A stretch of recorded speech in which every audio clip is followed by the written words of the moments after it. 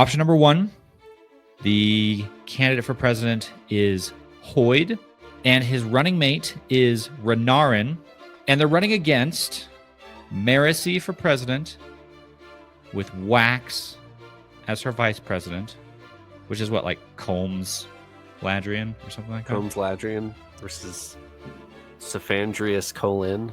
Yep. Who are you voting for? This is a great question, and I hate it. Ah. I thought I had a knee-jerk reaction of an answer to this, but it's actually harder than I think. Mm-hmm. I knew I'd get you with that, too.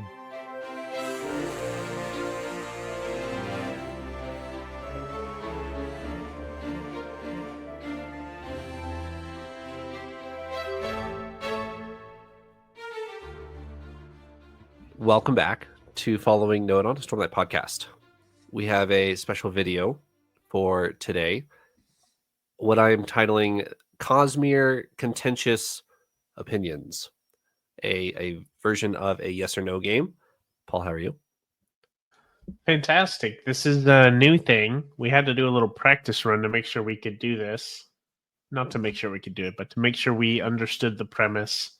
It's going to be a lot of fun. This is going to be exciting. I feel like this might be one of the most telling pieces of content we do into each other. Like sharing what I, myself, Trevor, and Elliot like and don't like, which will be fun. Elliot? I'm doing great. I am way too competitive for my own good. So when you say there's a competitive game going on, I am all in. And all I have to have is opinions about the Cosmere. So yeah, I got those. Let's go.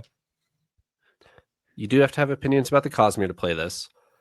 That's not how you get points, though. So the format of this video is each of us are going to go around and make a claim about the Cosmere. And we will each decide whether we agree or disagree with the claim. And then we will go around the circle and predict how each other answered. And if we predict how each other answered the question, that is how we score points. So if I guess correctly how Paul answered the question, then I get a point. If Paul guesses correctly how I answer the question, Paul gets a point. It'll make sense. Let's just jump right into it. I will start with my first question. Actually, I will start with my first opinion. Number 1. The Unmade are largely uninteresting and boring right now, but have potential to be very cool. Okay. So I'm writing down my answer, and then I'm writing down what I think you two blokes think about this. Correct. I've not known Paul for nearly as long as I know you, Trevor, but I can read all of his thoughts in his eyes over the camera all the way from Colorado to Texas. So I can predict his answers to a T. I'm very confident. We all ready? I'm ready. Yes, I'm ready. All right, Paul, let's guess Elliot first. Elliot thinks the Unmade are cool. So he answered no. I agree. I think that Elliot also thinks that the Unmade are pretty cool, pretty at least fascinating from like a scientific standpoint. Therefore, no. Yep. Paul's got me pinned. Unmade. Not as well fleshed out as maybe some other things, but definitely intriguing. So the answer to your question is no. All right, Elliot, let's do Paul. All right. I think that Paul says yes. I think he's mildly interested in the Unmade. I think he's ready to be more interested, but of all the things in the Cosmere, specifically Stormlight, there are other things that catch his attention more. So he says that Unmade are less interesting.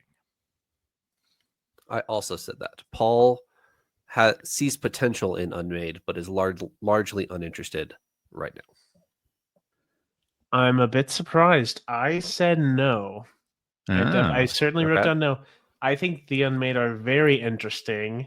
If you want to talk about uninteresting characters, we could talk about all the unpopular opinions that I've had about some of our supporting cast. I say that honestly, largely in jest. There are a lot of random characters, Exendweth, and I'm random queens that I'm uninterested in. The Unmade, I will always tune into. I'm very intrigued. I think they're very exciting. I'm surprised Teft did not get massively run over by a bus right there. I was about to say Bridge 4 was about to slip out of his mouth, but he held back. I did, and I don't think that lowly of all Bridge 4. I need that to be known. I can't be known as a Bridge 4 hater. I'm just not Bridge 4's number one fan. I'm like their 200th fan. I'm not rushing to be front of the line, but yeah, I'll see them if they're nearby. Fair enough. So All right. Paul, now we got to predict Trevor. Yes. What does that's he true. think about Unmade? What do you think Trevor thinks about Unmade? Okay, so originally I was gonna say yes. I thought that maybe he was uninterested in the Unmade. Maybe he thinks they're boring, but I said no, and that's my final answer. Largely based on I think he's trying to trick me with the phrasing he read his question. He's like, Unmade are boring and uninteresting. So I'm like, that leads me to say yes. I'm going to say no, he is interested in the Unmade. I also said no, although I'm not very sure about this. I don't know that I know exactly how Trevor feels about the Unmade, even though we've spent 4.5 years, nearly 5, on a podcast talking about such things. I went with no. I think Trevor does find the Unmade interesting as we know them now. You are both correct. The Unmade as a whole are pretty cool. Specifically, that not all Unmade are created equal. There are some that are quite boring, and some that are really, really cool. The Thrill and Yelignar, specifically those top two, awesome. Midnight Mother, But yes, I answered no. All right. I will throw it to Paul. Go for one of yours. All right. Excited. I'm going to kick this off right away with my statement that Talinelot, Elin. I'm sorry, I'm trying to say the full name. Talinelot. How do you say it? Ton the Herald. Ton is Ton the Herald. Okay, I'm gonna start over. Cut. I'm gonna start completely over. I thought I could say this. Okay. My statement is that Ton, our herald, is respectable, and he is the only respectable herald. Ooh. That's strong words.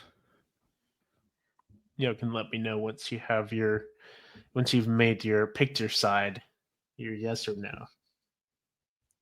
Do I take the moral high road here, or do I stoop? I'm ready. Ready. Okay. Then Elliot, let's gang up on Trevor since he's ganged up on us for so many years. I'm curious to hear, what are your thoughts? What do you think Trevor would say?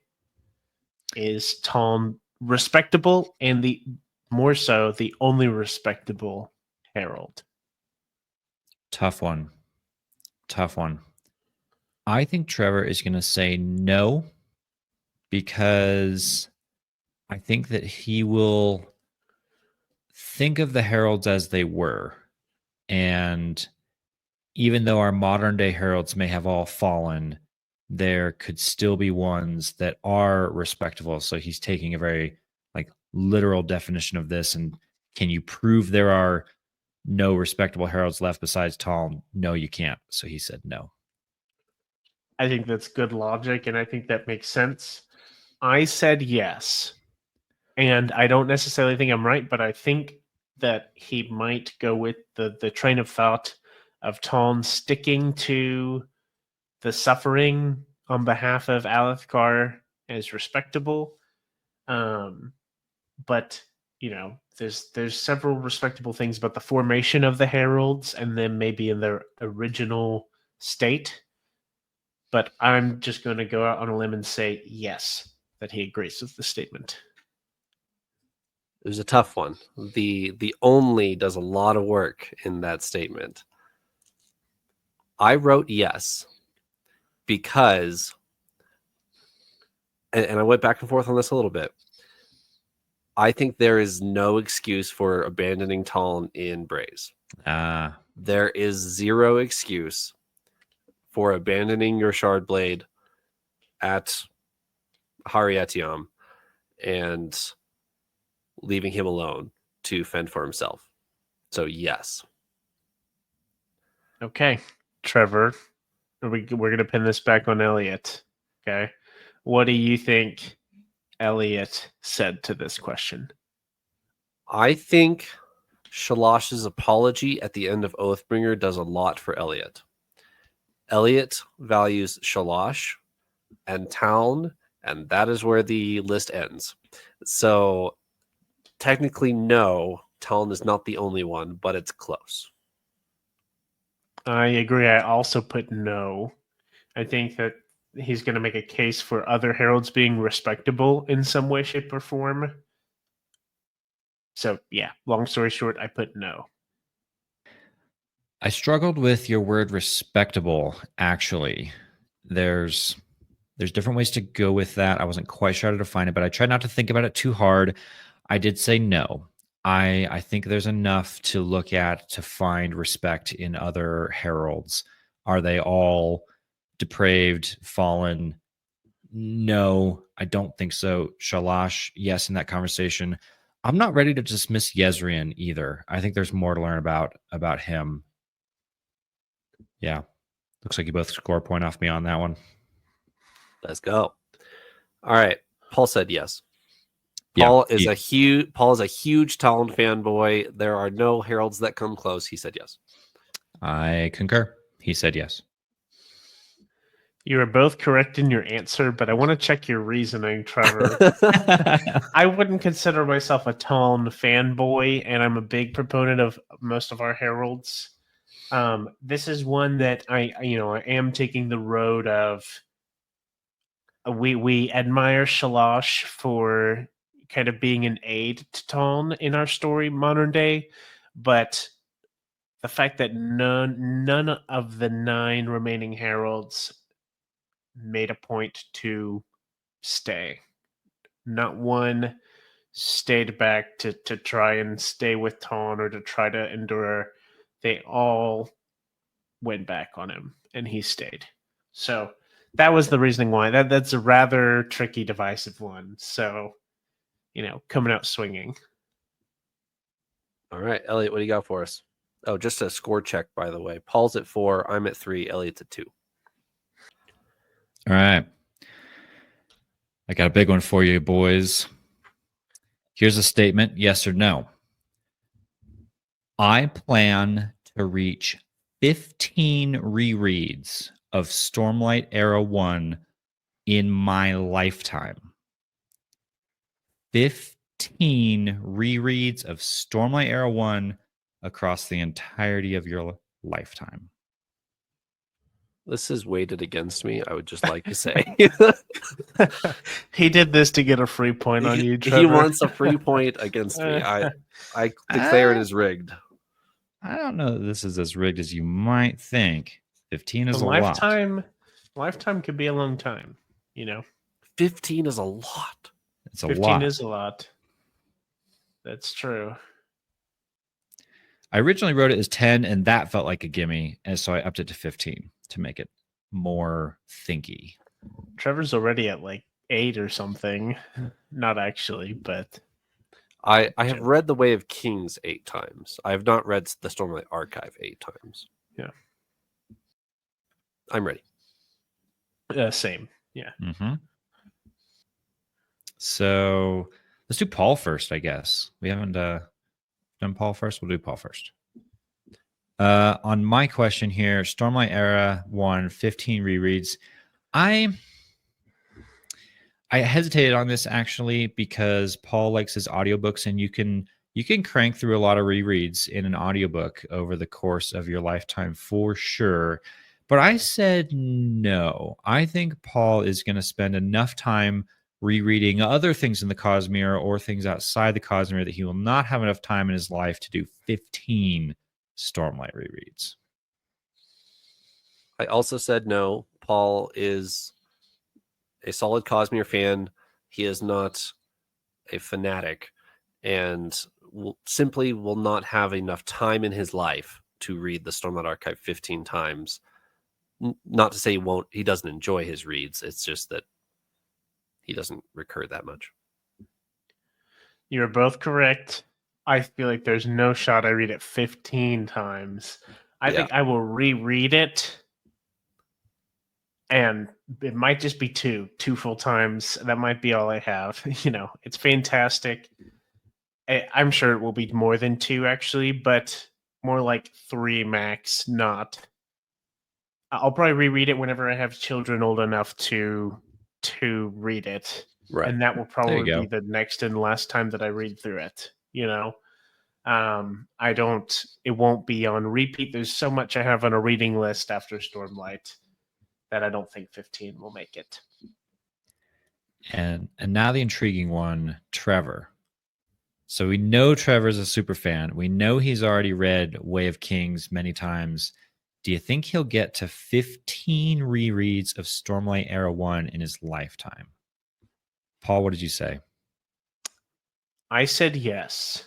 I think this could, if we were at the end of Stormlight 5, if we had finished the book, this could change depending on how it ends. It could leave a sour taste in his mouth. Fair. But it could also be like the spur, the spark that spurs. He's got to read this 10 times in a row tonight. He could be. I said yes, though. I think he will. I think he will continue. He's the diehard fan that's always going to be reading this. He said it himself. He can't read other stuff. Brandon Sanderson has spoiled him. He's going to be on the Stormlight loop for the rest of his life. I have been on the record saying that. Yeah. I am also saying yes for similar reasons. My thought process behind this one is I have been shocked to see how hard Stormlight in particular has pulled Trevor out of Tolkien. And not that his love of Tolkien has dwindled at all, but the fact that Trevor hasn't read a Tolkien book in years because of Brandon Sanderson speaks volumes. Will Trevor get to 15 rereads of Stormlight Era 1? I think definitely yes. Brief additional note. Trevor also has 2 kiddos. And there's no way that at some point in his life he does not read these books to his children. Read them aloud? That's another free 1 or 2 reads on top of his current count. So, yeah. Okay. I want to be petty. But I wrote yes, so both of you get a point. However, I would like to catch you both on a technicality. If you mean by read the Stormlight Archive 1 through 10 15 times, my answer is probably no. But that's because I don't have enough time in my life to do that once 10 comes out. I specifically said Era 1, Stormlight Era 1, because book 10 is not coming out until you are 57. And so you're not going to have enough time between then and when you die to get that done. Okay. I guess I didn't hear that part. But second point, am I reading Edge Dancer 15 times before I die? I think the answer to that question is no, but I still answered yes because you both deserved a free point, I guess, with your stupid question, Elliot. Oh, you guys still got to guess me. Yeah, Elliot's a no. Not because he doesn't like it, but just because he has more and better things to read and move on. I agree. I think Elliot will read this series a couple times. Once again, pulling the kiddos card, I could see Elliot reading this to his kids. But 15, I don't think he's going to make it to 15, especially sitting down and reading the book. I don't think he's going to make it through the whole series 15 times. I think it's going to be close. I think it's going to depend on 2 things. It's going to depend on how bored I get when I retire and how many other good fantasy series are out there 30 years from now. I did say no. You both have me. I think it will be close, though. I think I will hit double digits in my rereads of Stormlight Era 1. It is that good. I think it will have me coming back every few years to do a Stormlight reread, similar to how I do reread Tolkien's works. Will I get to 15, though? That's pretty high. I am going to get close, but I think not quite. If it was 10, Yes. I would question on your answer, but 15 is not happening. All right. The Cosmere would greatly benefit from a canon creation novel such as The Silmarillion. Like a creation of the world story. Yes. I have mine. I got it. All right, Paul, what do you think Elliot wrote? Elliot was the one I questioned more than myself and more than you. And I think I'm wrong in my answer, but I'm going to say no. I'm going to say no because I think that Elliot might. I don't know. There's going to be some reasoning that I'm not even accounting for of like this story, this universe doesn't need it for X, Y, or Z reason. I'm going to say no. I said yes, but it depends on how Elliot answered this question. If Elliot answered this question for him personally, I think it is a yes. If he answered it for a general reader, I think he would say no. But I said yes for Elliot. You must be related to me or something, because I think you read my mind on that one. You stated it well. My answer is yes. I would like to read that novel. I have all the questions. I would like to delve into that. I do think that Brandon would have to do it really well and differently. Right. It's a little bit of a stereotype in fantasy to have a creation myth at this point in history. It wasn't back when some of the earlier writers were doing it. But yeah, does everyone need that, or are some people going to get lost in that and get confused? Like, yeah. So, but my answer is yes. What about Paul, Elliot? Paul says yes to this question. Paul is interested in this. I think Paul would like to read that story. And he's mentioned, I think I'm basing all of this entirely on one comment he made a very long time ago about Narnia and the creation of the world of Narnia. And so Paul has a nostalgia for that book that he read when he was 8 and wants to see the Cosmere version of that. So Paul, unlike Elliot, did not answer this question for himself and said this Cosmere as a whole would not benefit because the mystique and the mystery feeds into it better. Not knowing is better than reading about it. Elliot, you read my mind. Ha. I thought of the creation story and the magician's nephew of the Chronicles of Narnia. This is a resounding yes for me. Darn it. I like what you're saying, Trevor. You have good logic that I feel like if I thought about it very analytically, maybe I would make that point. However, for me, the positives and the excitement I have about a good creation or origination story of the Cosmere far outweighs any negatives I could try to associate with it. I'm a sucker for a good creation story, the Silmarillion, Narnia, whatever it is. A good, the songs of the Ainur. I could read it over and over and over. That is something that I would definitely will read 15 or more times in my life, no doubt. So I did say yes. Yeah. My turn. Okay. I said for Trevor a yes. I think he wants this.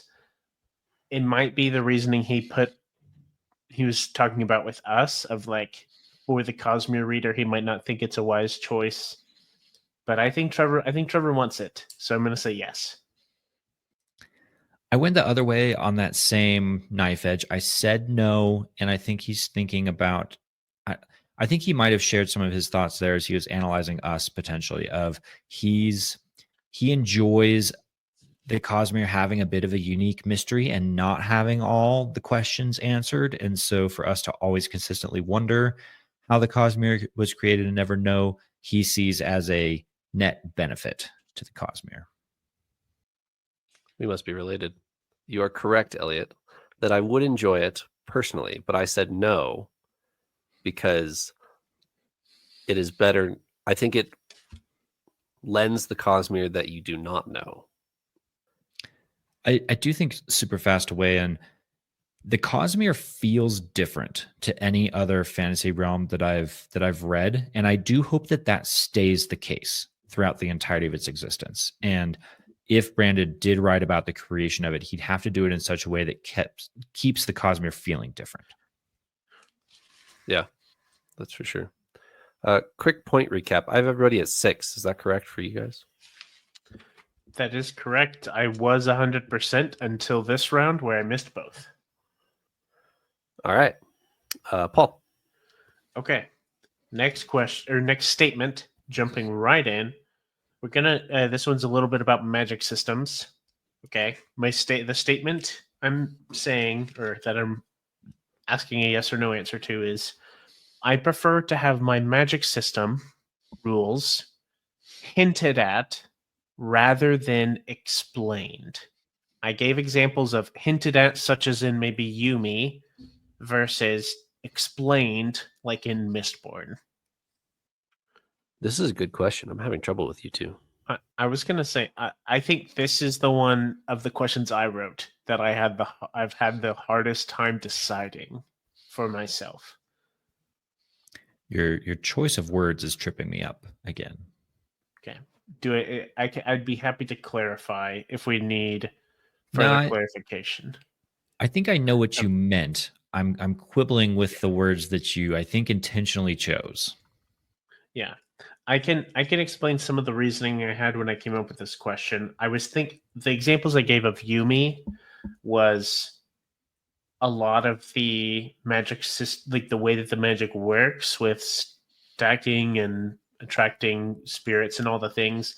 It's kind of revealed layer by layer by the end of the book. It is, I would say, quote, explained, but it's slowly but surely. Versus Mistborn Era 1, they're like, okay, here's all the metals and here's what they do, pretty early, so you understand it going forward. So I guess it's really a know it earlier or know it later is more so the question. But saying I prefer to have it hinted at, as in I prefer to know about it by the end of the book versus knowing it from the gate, early on. I don't know if that helps or if that's just more confusing, but I understand. Okay. Are we ready? Ready as I'm going to be. Okay. And in that case, Elliot, let's talk about Trevor. I think that Trevor said no. I think Trevor would prefer there to be explanations rather than hints along the way at the magic system. I think Trevor really enjoys a good magic system, but would prefer when the magic system does not overshadow the plot and the characters. The problem is, I don't know that that actually informs my answer to this question of what he thinks about this. So I went with no, in that I think he'd rather the magic system be explained enough that it's not going to distract you from the characters. So no. I did say no. And it is for a specific reason. All the stuff that you just said about characters, Elliot, is correct. But if a character uses something that I do not know about in the Sanderlanche, that bothers me.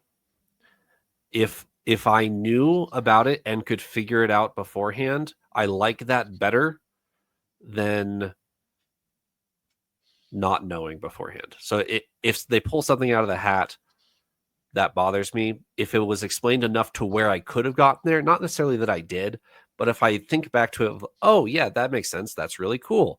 That's better for me. I answered no. Okay. Trevor, for Elliot, I'll go ahead and say I said yes. I think Elliot likes piecing together the magic systems. I'm thinking largely in Sunlit Man. He put so much work into it. And I think he likes kind of the hints and nods along the way and getting to piece together how things work rather than just like the here's your lesson in chapter 2. Now go have fun. I also said yes for Elliot, but it's tough because when Elliot gets overly explained, he actually kind of likes that and pulls out the graph. That's true. But That's true. I don't know. I said yes, but I'm not convinced. Okay. Yeah, this was a tough one to answer the way you phrased it because I Right. really love the lore explanations. I want to get those explanations.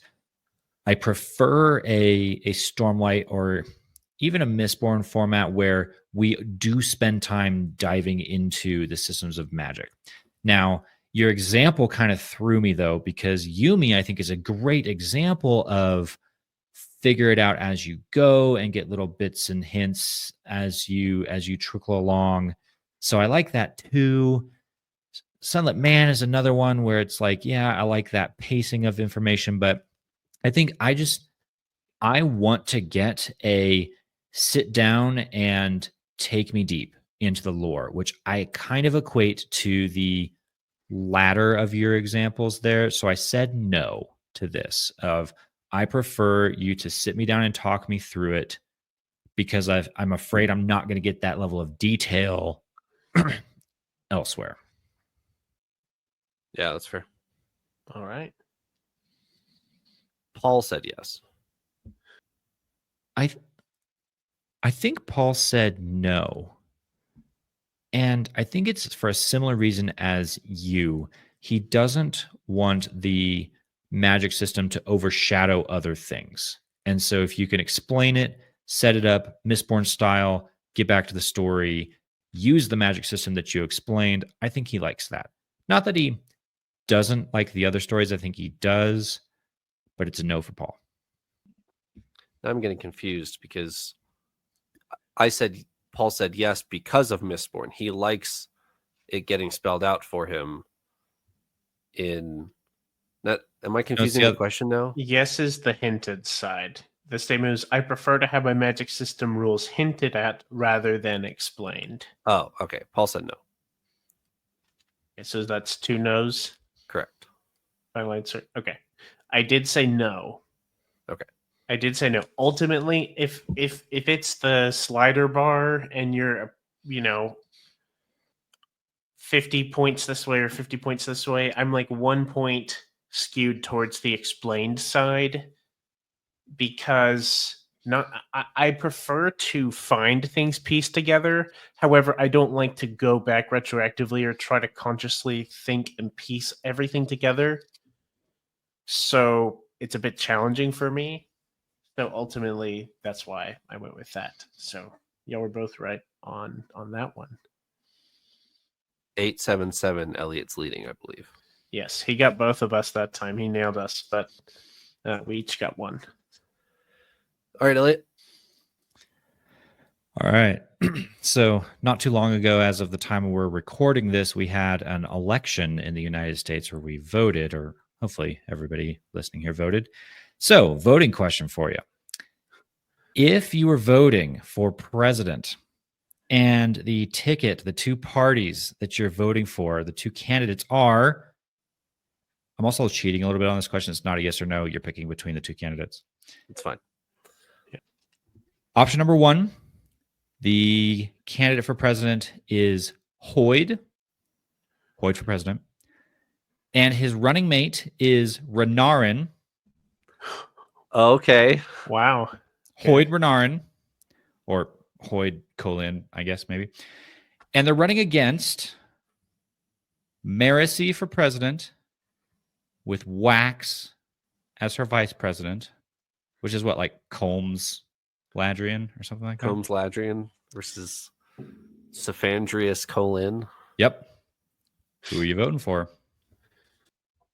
Like on Shar or I'm of the United States. intentionally leaving that vague. I'm hoping Is that this the doesn't play in Cosmere? too much. It's leadership of wherever you and them are at. Like Okay. don't try and put them into like the United Don't States. think about it too hard. Yeah. Got it. Who's the better president, vice president pair? This is a great question, and I hate it. Haha. I thought, man, I thought I had a knee jerk reaction of an answer to this, but it's actually harder than I think. Mm-hmm. I knew I'd get you with that too. This is kind of a tough one, but I do have my answers. I've also got you guys, so we're ready whenever. You ready, Trevor? Yep. Okay. Paul, let's go after Paul first. I think this is a no-brainer for Paul. This is instantly he is gravitating towards Marcy and Wax. He enjoyed Mistborn Era 2. He was impressed by what he saw from Marcy and Wax. He likes Hoyd. He likes Renard. Who doesn't, right? But Paul, the logic kicks in, and Marcy and Wax take his vote, no question. Fascinating. Paul had a no-brainer for this one in favor of Hoyd and Renarin. Paul is a Mistborn Era 2 hater. He has no faith in Wax and Marcy as president. He's going for Hoyd, the all-knowing Hoyd, and Renarin there to keep the balance against the crazy Hoyd. Paul went for that all day. I am so honored that both of you were convinced unanimously that your prediction was right, and they were the two opposite sides. So, if you asked this question, who do I like the most? I'm writing down Hoyd and Renarin. Dang If it. you're asking me who am I voting for on the presidential ticket, I am voting for Madam President Marcy and First That's Gentleman Waxilium Ladrian. I don't believe That's you. right. Yes, yeah, I wrote it down. I have way more. Show me your faith ballot. Yep, here we go. You can't I even don't think read you can it. ask somebody that. But there it is. Yeah.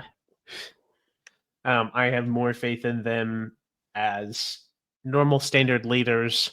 Renarin's a bit. I love Renarin, but he's a bit questionable at the moment. If you asked me if we specified this was Cosmere wide, I would have changed my answer because I trust Hoyd with massive Cosmere affairs, perhaps. But Sure. that was my answer. Now, here's the funny thing. Trevor voted the exact same way as you for the exact same reason. Emotionally, so? He loves Hoyd. He loves Renarin. I stuck Renarin in there to make it attractive for Trevor. Trevor would never vote for Hoyd as much as he loves Hoyd. Therapy sessions with Hoyd, some of his favorite sections in the entire Cosmere. Does he have faith in Hoyd's leadership ability? None. Zero. But he has a ton of faith in Renarin, so he's really drawn towards them. But he also knows his gut kicks in that Marcy and Wax are the better administrative leaders, and he voted for Colms Ladrian. Okay. I wrote down Marcy and Wax, and then I crossed it out for Trevor and wrote Hoyd and Renarin right afterward, simply based off of, I don't know, fun, excitement, Cosmere implications. I really can't put my finger on it, but that's what I'm going with. My knee-jerk reaction as those names were called out is as soon as you led with Hoyd, I immediately said, all right, I'm voting for whatever ticket 2 is. There's no way I am voting for Hoyd as president. But then I sat and thought about it for a little bit, and I'm like, all right, I want the most intelligent, well-informed person ought to be in charge, which actually led me to go for Marcy and Waxilium because they have just some level-headed, intense geniuses in their cabinet that I know are like the Ghost Bloods are are going to be an issue, and Marasi knows about them, and Hoyd like kind of shrugs them off. So Marasi Waxilium is the ticket for me. Okay. Well, Trevor, I guess we have to figure out what Elliot was thinking. I believe that Elliot went to the polls and voted just like we did for Marasi and Waxilium. Like we said, it's too level-headed of a ticket. It's too safe and smart. Good values, I guess. I think Elliot went to the polls and cast his ballot for them. I agree. Elliot voted for Marasi and Waxilium. Although, if he's about to say the other one, I do remember a little soundbite of Elliot saying Renarin top 5 characters in the Cosmere. So if he flips parties on me, that's why. And Elliot of 2021 is still not wrong. Renarin is definitely top 5 characters out there. However, I would not want to see Renarin in an office of government. Would I follow Renarin into the pits of hell? Yeah, I probably would. Do I want to stick that poor guy in an administrative desk job? No, I don't. It is definitely Marasi and Wax. I mean, the Marasi and Wax ticket is really just Marasi and Marasi. Wax is not. Actually, yes. You talked about like, oh, it's a level head ticket. I'm over here going, yeah. Wax is a little more off the cuff than maybe you're giving him credit for. But Marasi, oh yeah, I got all the faith in her. I think if you had, well, I agree. Wax is a bit rambunctious. I feel like if it was if the vice president nominee was a bit more left field chaotic, say Wayne, totally different question we have here. But yeah, I just trust both of those characters too much. I don't trust Hoyd as much, But that's a fun question. I like that. That was a good one. 889, I believe, is the score. I'm having trouble keeping track of these, but I'm keeping track of my own at least. Elliot, are you 9 or 10? I have 10 on my board, but now you're making me question myself. I think you're right. I think he's at 10. He just got both of those. Yeah. Right. You got both of ours correct. Yeah. So. All right. 810. My question. Elantris 2 has more inspirational potential than Wind and Truth. Potential. Yeah. Okay. I have my answers. I think this one's fairly straightforward. Now I'm going to get surprised. All right, let's do Elliot first, Paul. Okay. So, Elantris 2 does have a lot of potential. And I feel like Elliot might be trying to prey off of... Sorry, I think Trevor might be trying to prey off of me and Elliot being very huge fans of Elantris and the themes and inspirational sides maybe of Elantris. However, I said no. I think that Elliot will see more potential with the characters in Stormlight, going into Stormlight 5, than in Elantris 2. I also said no for Elliot. It is a no because you said potential. We've got more characters in Wind and Truth that are headed for inspirational moments. Therefore, there's more potential. Could Elantris 2 have like a high point that tops a Wind and Truth moment? Maybe. But I've got just way more going on in Wind and Truth, which has more momentum behind it. Therefore, more potential. Sorry to get sciencey on you. To the volume of words setting up Wind and Truth is too heavy? Yeah, more or less. All right, let's do Paul, Elliot. Paul said no. I think Paul is much more invested in our Stormlight characters than he is Elantris. Not that he's not interested. I think he is. I think he was intrigued by Elantris. He rated it high, like we just said. But I think Stormlight has more of his interest grabbed. I actually said yes for Paul because I think there's too much happening in the background for Paul that he doesn't care about in Stormlight. I think there's quite a bit of clutter for Paul in Stormlight. Like the highs are high, don't get me wrong, but Elantris was more purified percentage of good for Paul that I think he sees more potential in Elantris too. Trevor, you have a really good point, but I did say no. Bummer. I think it is largely build up, amount of characters, amount of moments that I know we will see in Stormlight 5 as monumental and inspirational.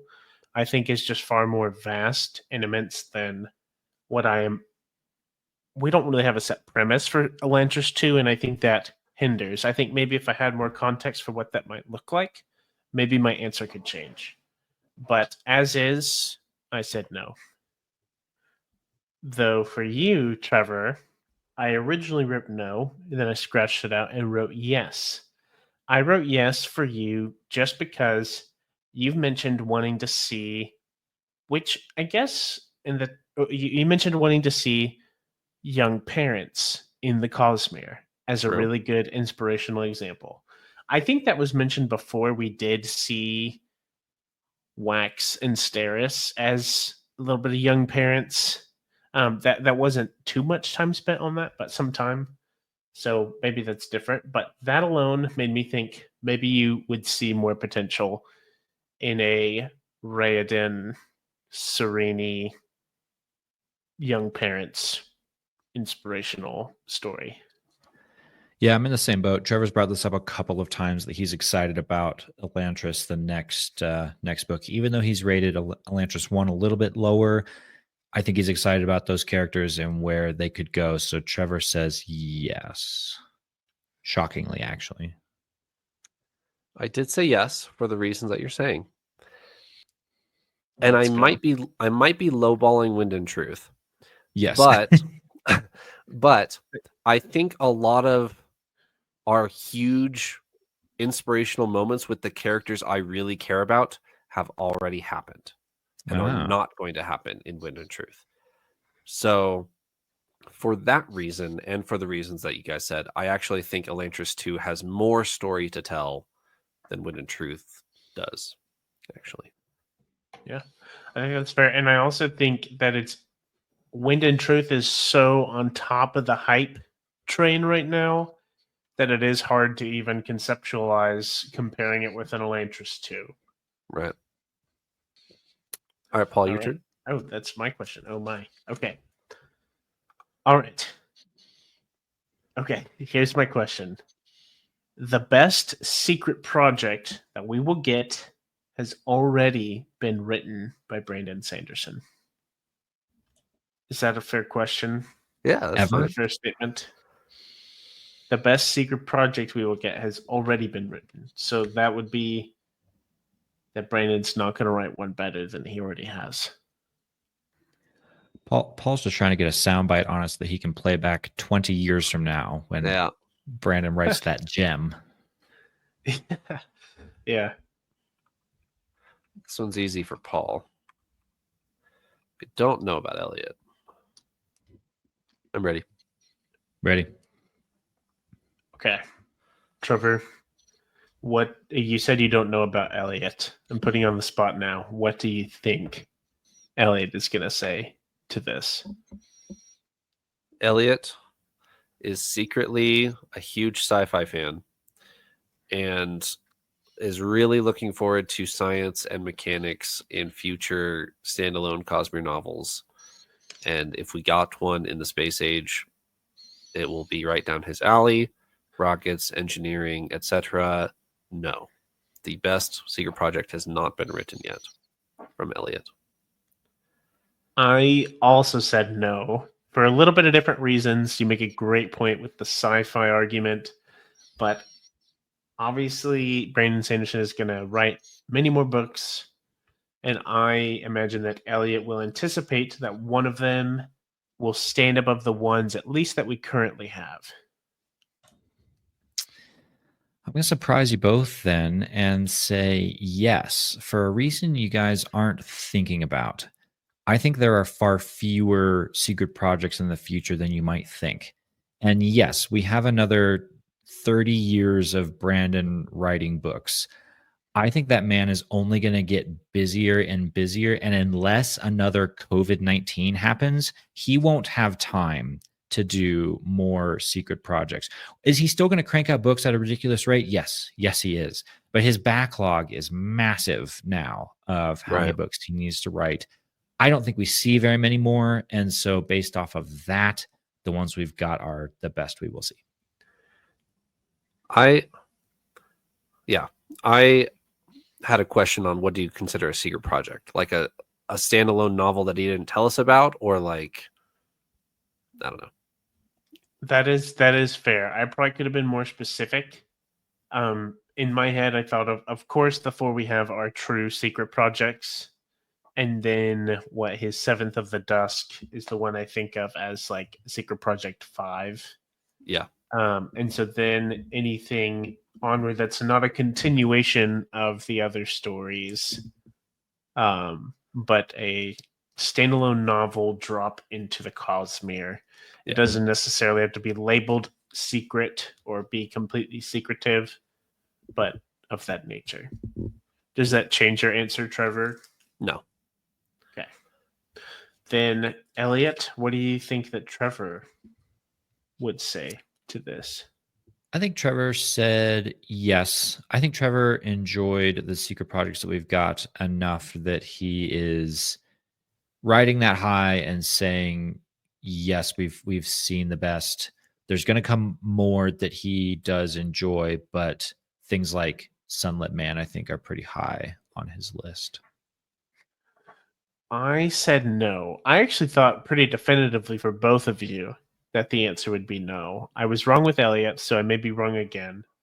I think Trevor's going to have a lot of faith. Elliot's right that Sanderson has a lot in his backlog that he has to write, but also he never ceases to surprise us with how much he can write, how many new ideas he has. I think Trevor's going to see the longevity of Brandon's authoring career and say that there is going to be a secret project to top the current ones at some point in the future. Paul, you're correct. I did say no. And that's simply a utilitarian of each secret project I've gotten. I'm ignoring Secret Project 2. Each secret project I've gotten, I enjoyed more than the last. Fair. And Isles of Emberdark, Secret Project 5, is apparently way more Cosmere involved than even Sunlit. So I am prepared to be blown away by that. All right. Paul, you said no. You have faith in, well, for a different reason from Elliot. So I thought Elliot said no. Paul, you said no because you're like a low key Secret Project hater. You didn't rank them very highly, so your bar is lower than ours. So you said no. Now, Paul said yes because he channeled his wife Alex, who absolutely loves Tress and is like her favorite book of all time. I don't know if she quite said it that strongly, but Trevor was thinking, or Paul was thinking of Alex in that moment and voted yes. Elliot, you got the right answer for the wrong reasons. I guess it doesn't matter how you get there as long as you get there, you know. That's right. I did say yes, but while my wife would certainly vouch for Tress as being the best Cosmere book ever, probably not to be topped. I did not say that. I said it for my love for Yumi and the Nightmare Painter. I think was a fantastic book, and I don't anticipate there being another secret project where I like the world and the characters and how the characters develop as much as that. I could just be flat out wrong, but that's my guesstimate that will be the case. So I said yes. Sounds good. Elliot's pulling away from us here now. Let's I think go. it's 13 to 11 to 9. Mm-hmm. All right. Elliot, your question. Okay. Stepping outside of like specific questions on characters and things, if here's my yes or no. If the Stormlight Archive specifically, Stormlight Archive, was never adapted to any film or series of any kind, you would be okay with that? Yes or no? How badly do you want some adaptation in film or series? You would be okay with never having a visual adaptation. All right. This game so far has really depended on our honesty, and there is no question that tests that more for me than this one. Better hook up a lie detector to him Trevor, now. it's important to be honest, okay? Think of your oaths. I'm ready. I'm also ready. All right. We should start with Paul. I don't think we've taken him first yet in a little while. I think Paul would not be okay with no adaptation of the Stormlight Archive ever. I think, Paul, you've gotten too excited too many times on this podcast about visual scenes that we might see from these Stormlight books. So you definitely want some kind of adaptation at some point. I also said no for Paul, that he greatly anticipates some sort of adaptation. Doesn't matter what that is. Could be a VR rhythm game, but he still wants a Stormlight adaptation. You're right, Trevor. I've been waiting for Guitar Hero Stormlight Edition, the rhythm game. Yeah, the the rhythms of Roshar. You are both correct. I had to think about this for a little bit, and my first gut instinct was, yeah, that's okay. You know, the books are such a great medium for this story. However, the scale, the story, the characters of this book of this series, the Stormlight Archive, I believe really deserves to make it into a high quality film production. At some point, not anytime soon, I don't anticipate for the Stormlight Archive, but at some point, I do believe it does deserve to be on screen. So I said no. Congrats. Trevor, what do we think Trevor thinks? Paul, what do you think Trevor, how do you think he feels about a movie or a series? I wrestled with Trevor's a bit. I said yes. I do believe that Trevor is content with these just being the best books out there for him, and that is okay. This may be cheating a little bit. He made his video essay about giving a movie like one of these books to a studio, letting them test it out, so on and so forth. However, I think if that doesn't happen, I think Trevor would still be all right with it and understanding that the books are a great medium for the story. I think Trevor says no. And I think initially his response is what you just said, Paul. He can get okay with that adaptation, but then as time goes on, he starts to itch. He starts to twitch. His eyebrow starts to pop, and he Go just found a studio.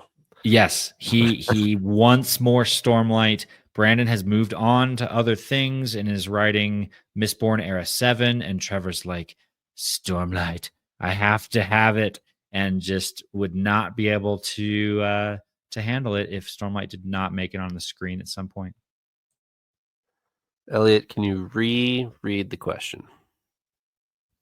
I can.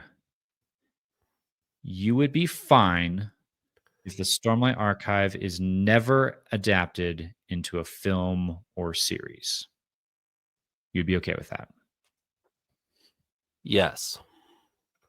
I would be okay with that. However, if you had said the Stormlight Archive is never adapted into any adaptation, I would have said no. I am holding out for the immersive video game of the Stormlight Archive where I get to walk across Roshar at my own pace. That is what I really desperately want. I mean, I obviously I would be a fan and I would go to the Stormlight Archive blockbuster or whatever. But there is no way you can do Storm. I don't care what your budget is. I don't care what you're doing. There's no way you're doing the Stormlight Archive justice in visual movie format.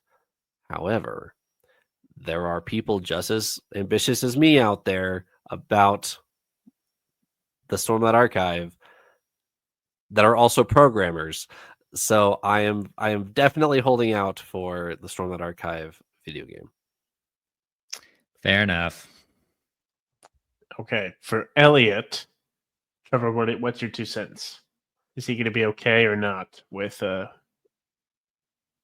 if they don't make a film or show adaptation? Is Elliot going to be okay? Elliot is okay, but he's not that big of a movie guy. Like he enjoys movies, but he's not a huge movie guy, so he's fine. Okay.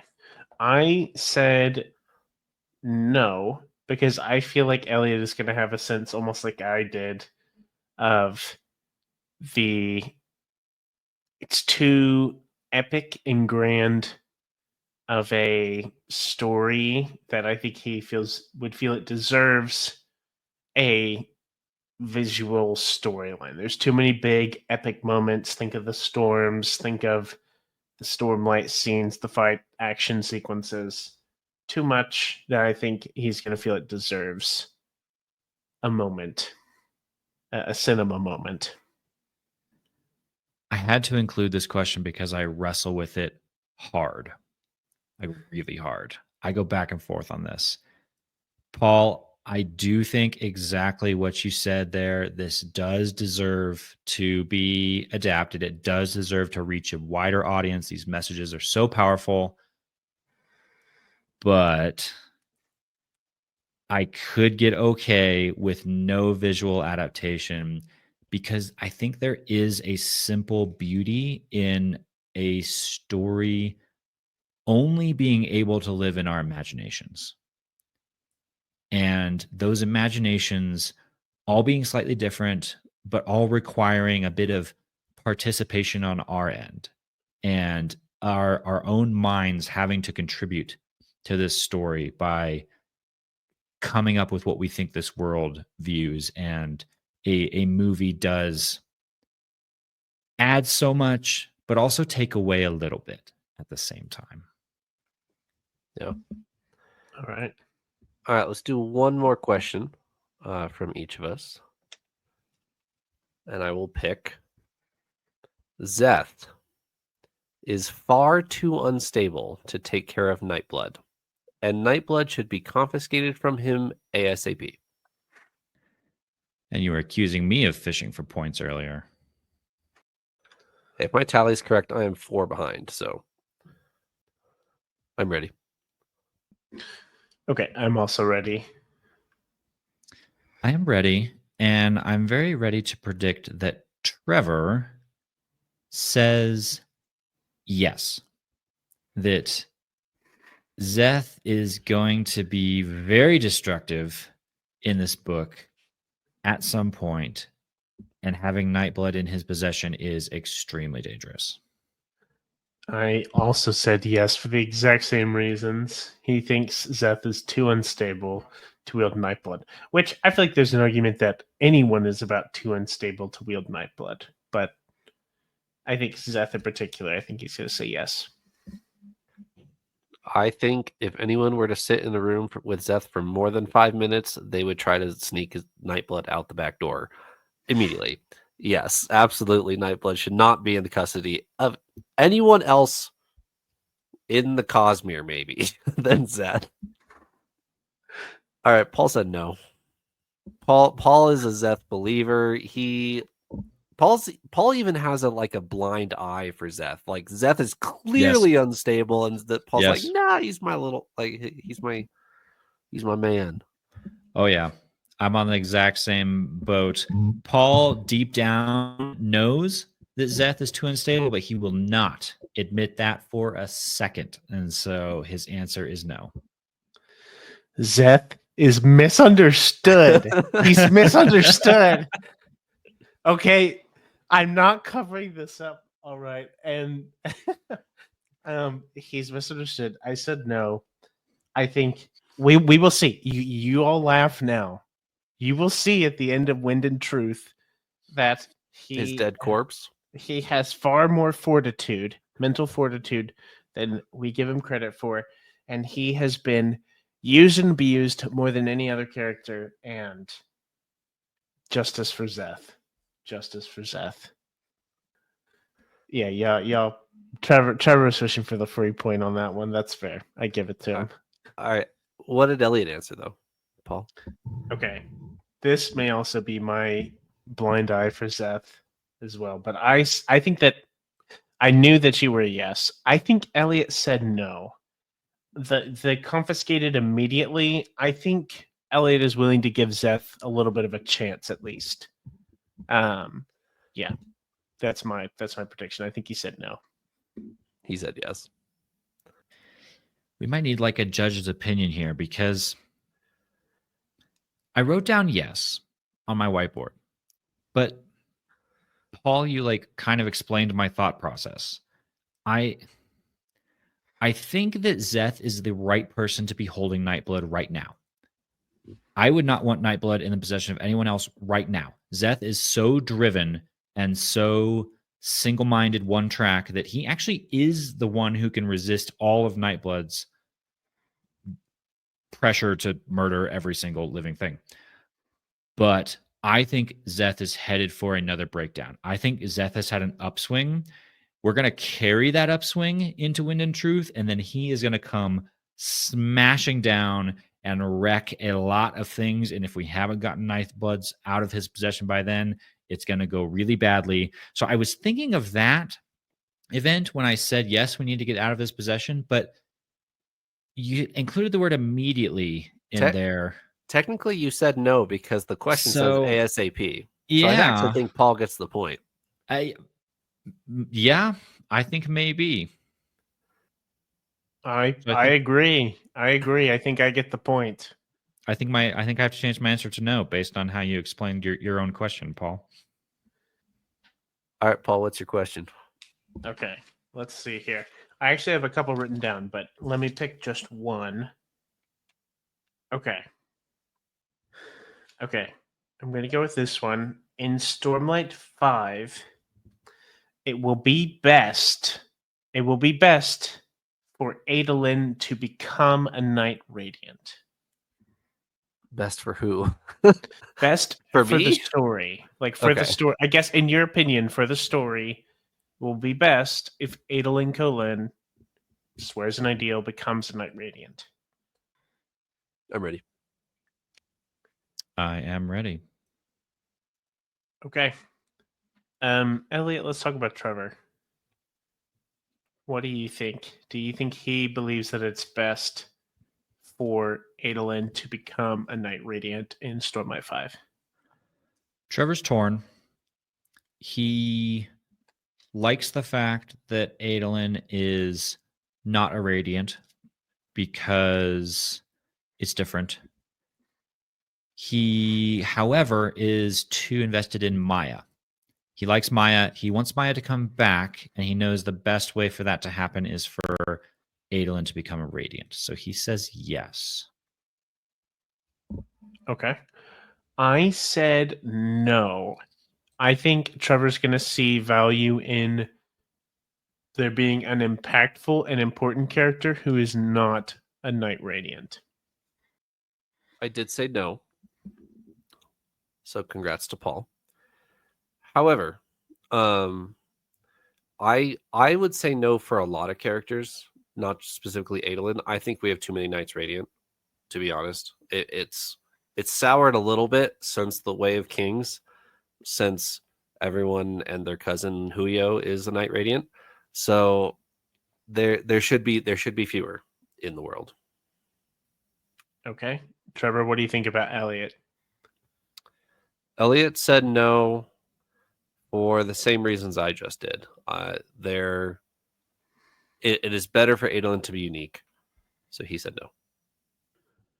I agree. I wrestled with this a little bit because I think Elliot will highly value Maya, like he was mentioning, and for the restoration of Maya through maybe a bond, through maybe becoming a Radiant. I think it's also a Lightweaver Spren, right? So you'd have the cute Lightweaver couple in Adolin and Shalon. But all that aside, I did stick with no. I don't think he necessarily thinks it will be best for Adolin to become a Knight Radiant. Maya's a cultivation spread. Oh, my Edge dancer. apologies. My bad.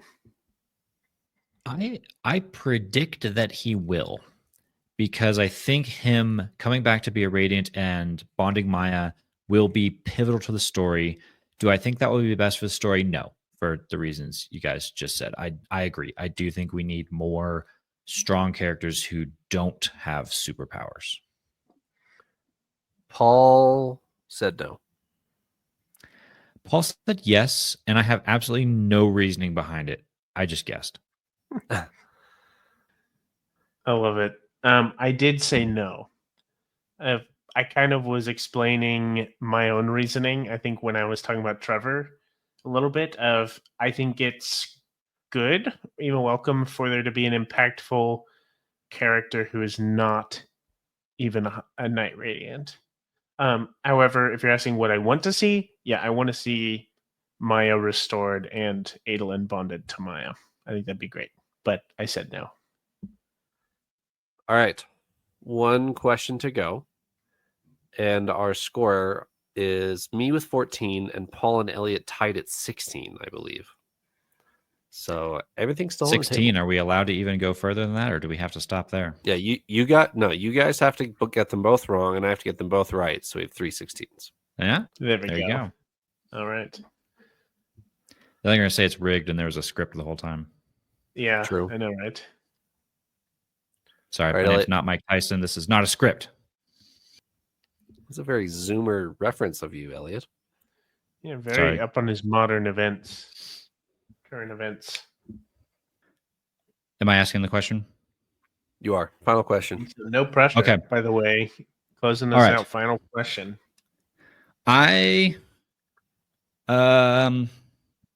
Speaking of breaking the script, I'm going to go a little off book here. I'm sorry. I'm going to break your format. Go with me. I think it's going to be a fun question. Stick with me, though. A little complicated. Got a scenario for you, and I need you to tell me how you're going to respond to this scenario. There are it's multiple choice, so it's not like you can just make up anything. We got to guess. You'll understand here in a second. But go with me. You're in a blizzard. The snow is pelting down. You're freezing cold. It is Bingo card. This is fantasy land for me, but it is. You got to use your imagination here, Paul. The snow is pouring down. It's cold. You're like in danger of your life. You're about to get frostbite. You're stumbling through the blizzard and you come across an abandoned house in the middle of nowhere. You go inside the house. The blizzard is still going. The door does not shut all the way. The door is a little bit broken, so it's like kind of swinging on its hinge. There is also a stove with a fire in it that is going, warming up the place, but it's about to go out. You have with you in your bag exactly 3 things. You have the Rhythm of War, you have the Hero of Ages, and you have Warbreaker. You didn't bring anything else with you, but you have those 3 books.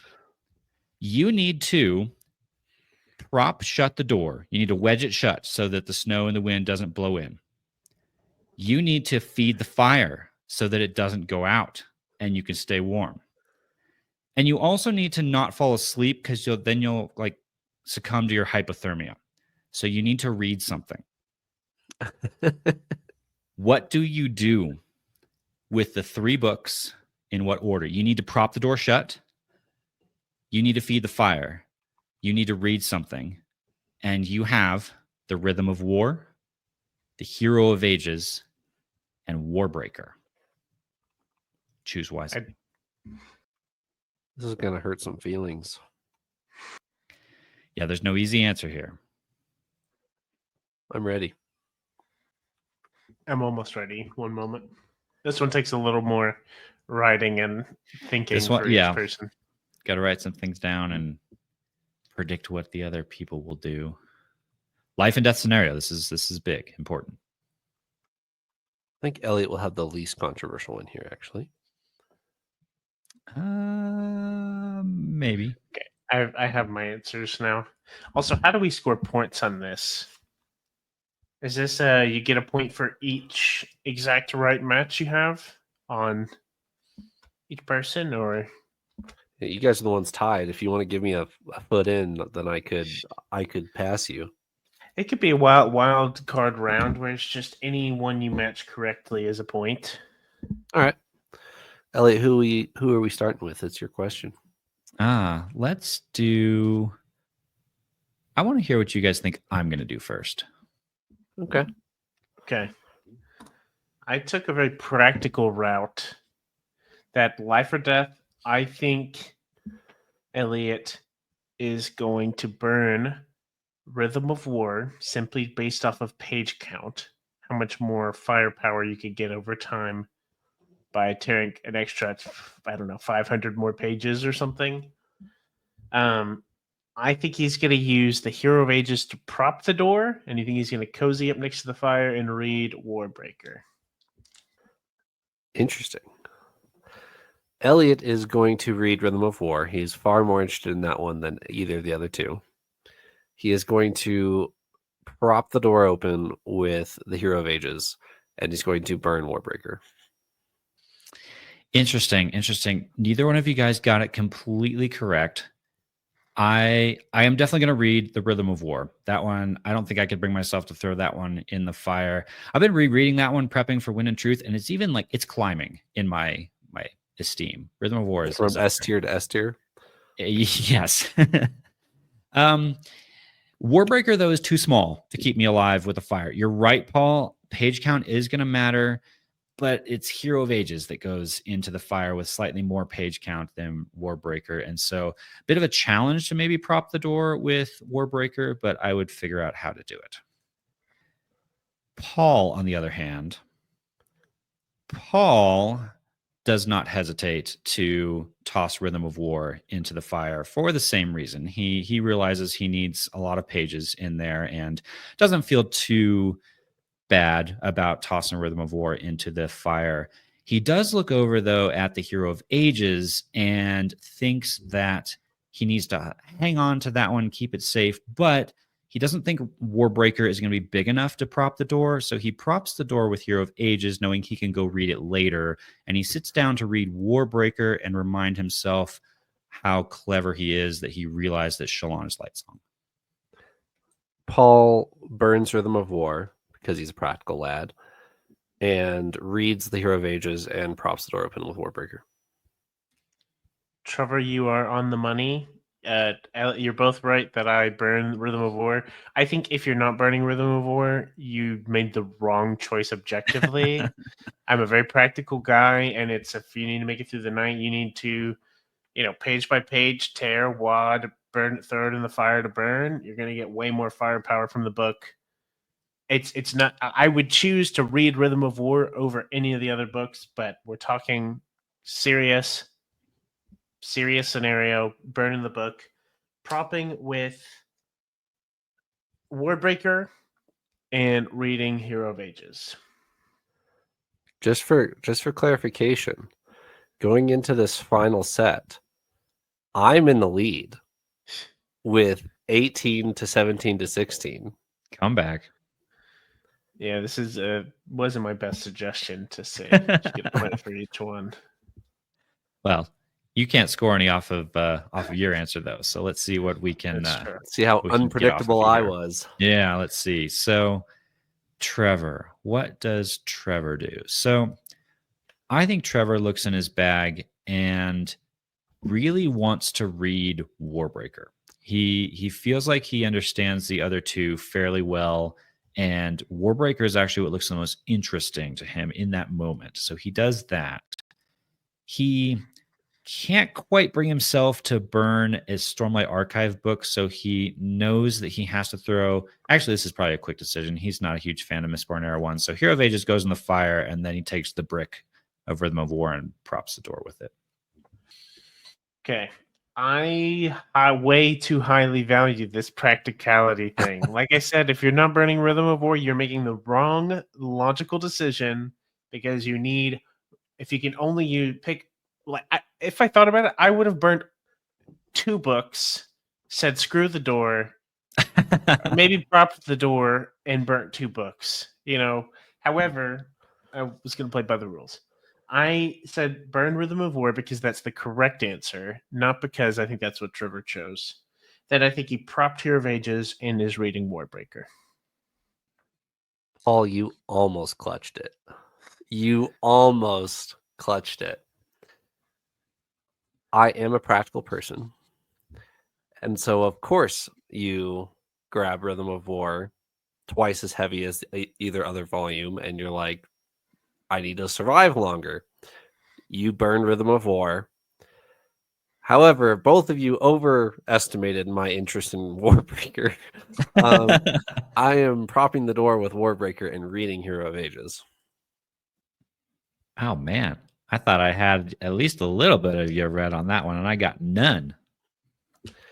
See, I don't have a hesitation burning Rhythm of War simply because I need to maximize my chances. And I know Rhythm of War, so I don't need to be reading it. So, yeah. And you can get home and you can buy a brand new copy of Rhythm of War, and you're going to get double the fuel power minimum. But it's about the symbolism of the act. Can you bring yourself to toss it into the flaming inferno? You won't find any sentimentality over here. No, Elliot, this is you aren't going to find a shred of sentimentality. You burn a book. You burn a book. I will burn it with the full knowledge that I will be warm again on the next day when the blizzard is over. The dog and the dragon is going in the fire. I was going to say, I will quote the dog and the dragon that I'm cozy up to the fire saying, I bet no dragon had it this good anyways, or this bad. It's probably not a fun scenario, but that's a fun question. Like I said, if you're not burning Rhythm of War, obviously it's not that dire of a situation. You're just enjoying a fun blizzard. I just want to highlight this again with the point tally that you guys decided on that last question. I lead with 18, 17, 17 at the end of this game. What a crazy comeback from me. What a comeback. Cinderella story. Yeah. Well, way to go, Trevor. What, did you get 6 points that round? 5 points that round? You got 3? You got all 3 of mine. I got 6 points that round. Wow. Okay. Dang. Well, I guess you deserve it. Well earned. I got 1 point for reference. No, I got 4. I got 4 points that round. Okay. Yep, I got 1. So. All right. That was a lot of fun. Yeah.